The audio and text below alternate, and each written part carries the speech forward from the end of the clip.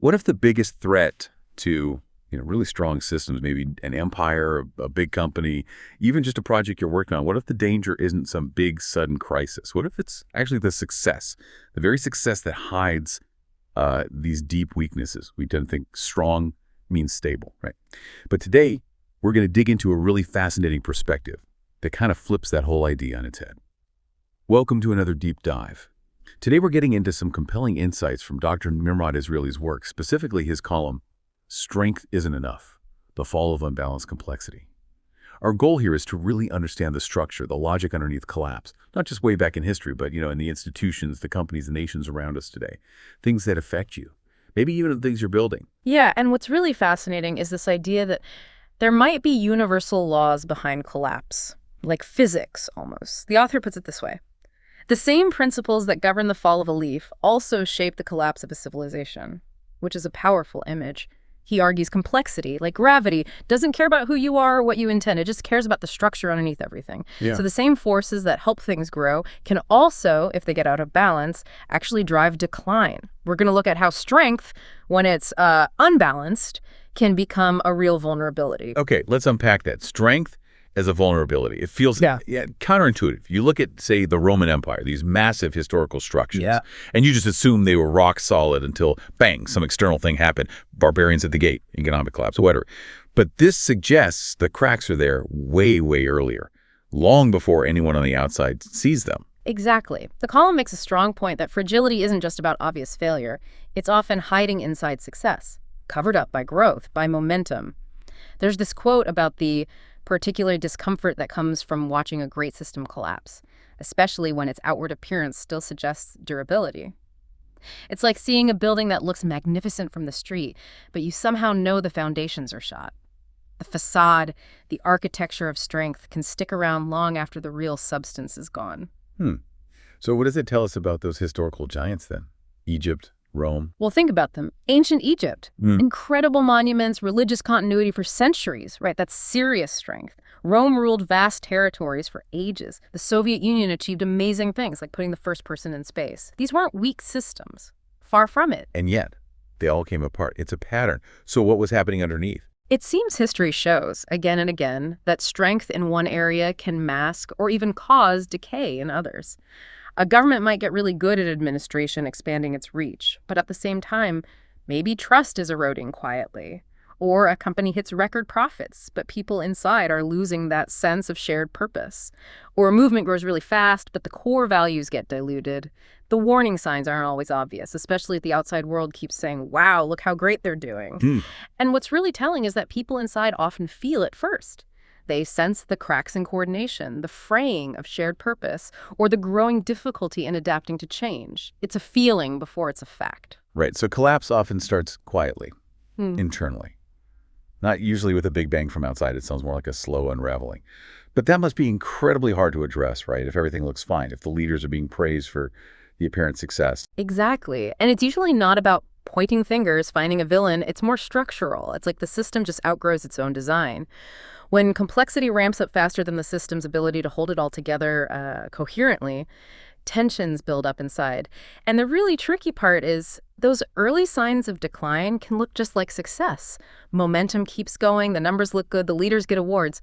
But history's lesson seems to be that systems that don't adapt their structure as they get more complex eventually unravel. And it's usually not in a single moment, but in a slow process that becomes visible only in hindsight. That's quite a thought. Success hiding the scenes of failure. So if strength can be this illusion, what's the real structure, the truth underneath? Is there some kind of principle here? Because honestly, how do you even spot something so hidden? Well, that's where the author introduces this concept called the universal law of increasing complexity, the ULIC. And it really does challenge how we think about strength. It argues that sustainable prosperity, real resilience, it doesn't come from being brilliant at just one thing. Instead, it depends on the coordinated alignment of multiple structural capabilities. Think of it like an orchestra. You need all the sections playing in harmony. One amazing violin solo doesn't work if the percussion is falling apart. The system needs this alignment to manage its complexity without tearing itself apart. Okay, Not just one strong pillar, but several working together. So you mentioned multiple structural capabilities. What are they? Can you break those down for us? Yes, the ULIC identifies 5 essential forms of complexity, 5 areas that any complex system, a country, a company, maybe even a team, needs to develop and keep in balance. First, there's economic complexity. That's the engine, really. The ability to generate value, create wealth, scale things up. Right, like a company's ability to make money or innovate or a nation's GDP growth. Yeah. Makes sense. Then there's governance complexity. This is all about making coherent decisions, having a shared direction, keeping everyone aligned and moving forward together. Okay, so effective leadership, clear rules, functioning institutions. Yes, exactly. Third is defense complexity. This is the ability to protect the system, shape its environment. It could be military, sure, but also legal defenses, cybersecurity, maybe even a strong brand reputation. Protecting boundaries, basically. Got it. What's next? Fourth is cultural complexity. This is the glue. It's about shared identity, meaning trust. What holds people together beyond just rules or money? Like shared values, a common story, maybe national identity, or a strong company culture. Precisely. And the fifth, and this is crucial, is integration complexity. This is the system's ability to learn, to adapt, to absorb shocks and changes without shattering. It's about evolving. The capacity to change and learn from experience. Okay, 5 pillars. Economic, governance, defense, cultural, and integration. So the theory is, if these grow together in balance, the system is strong and resilient. But if one shoots ahead, say, the economy booms, while others, maybe culture or governance, lag behind, that creates stress. It starts to pull the system apart. That's the core argument. Misalignment creates fragility. Let's look at those historical examples again through this lens. Ancient Egypt. Amazing cultural and governance continuity for centuries. Huge strength there. But maybe not enough integral complexity. They couldn't adapt well enough to external pressures eventually. Okay. Rome, unbelievable defense complexity, military expansion. What happened? Governance fractured, civic trust, the cultural complexity eroded, that military strengths became brittle, unsustainable. Right, internal decay. And the Soviet Union. Remarkable improvements in science and military tech, so clear strengths in defense and maybe some aspects of integration. But the economic complexity was rigid, and the cultural complexity suffered from deep distrust. Those weaknesses ultimately choked the system. So it wasn't a lack of smarts or power in one area. It was the imbalance across all 5. And you're saying this isn't just ancient history. We see this today. Absolutely. Think about it.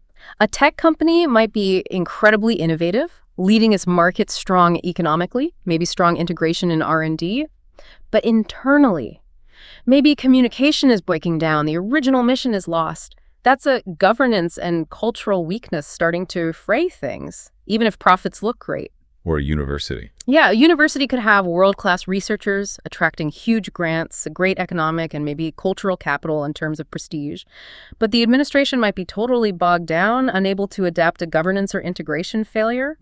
Or a government could be managing the economy really well on paper, hitting growth targets, but simultaneously losing the trust and support of its people, a cultural deficit undermining everything else. These are modern versions of that same old story. Complexity growing faster than the system's ability to keep it coherent. That really brings it home. It makes you wonder. What examples come to your mind, listener? Can you see this dynamic playing out somewhere you know?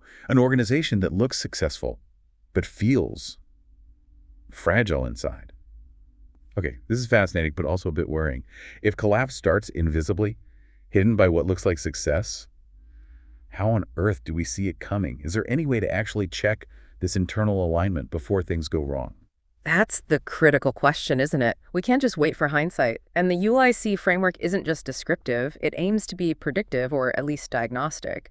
The column mentions a tool from earlier work called the complexity map. Now, it's not about giving a system a grade like A plus or C. It's not a performance score. It's more like radar or maybe an X-ray, a tool for visualizing the alignment or the growing misalignment across those 5 core structural capacities we talked about for any system. An organization, a community, whatever. So it's not just asking, how are we doing overall, but digging deeper into the structure, asking specific questions about each of those 5 areas. Exactly. It prompts questions like, where is our structure strong and reinforcing itself, but where is it starting to fray? Or which capabilities are really advancing? Which ones are stuck? And crucially, are any parts becoming overextended, maybe pulling ahead too fast for the others? These are called design questions. The answers start to reveal whether complexity is actually being managed well or if it's just building up pressure passively. By mapping this across the economic, governance, defense, cultural, and integration dimensions, you can get a visual sense of where the system is cohesive and where those quiet strains are developing. It sounds incredibly useful.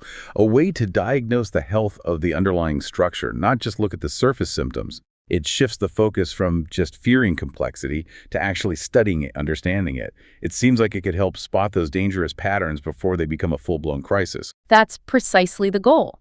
The complexity map aims to make visible what our gut feelings might hint at, but which is easy to ignore when things look good on the surface. It encourages that honest look inward, a strategic assessment, and hopefully a chance to deliberately realign things. It's really about making sure the system grows in a way it can actually sustain long term, not just chasing speed. Wow. So looking back at this whole discussion, it really hammers home that these great collapses, ancient or modern, often aren't about a lack of talent or ambition.